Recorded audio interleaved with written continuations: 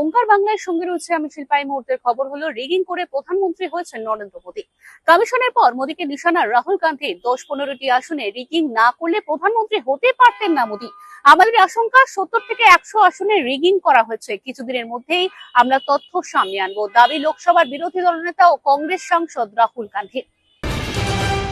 100 দিনের প্রকল্পে বাংলার বকেয়া 3000 কোটি টাকা। রাজ্যসভায় কেন্দ্রের বক্তব্যকে হাতিয়ার করে আসরে তৃণমূল। মোদী সরকারকে বাংলা বিরোধী বলে আক্রমণ তৃণমূলের। কেন্দ্রের নির্দেশ না মানায় বাংলায় 100 দিনের কাজে বরাদ্দ বন্ধ। রাজ্যসভায় জানিয়ে দিলেন কেন্দ্রীয় গ্রামোন্নয়ন প্রতিমন্ত্রী কমলেশ পাসওয়ান।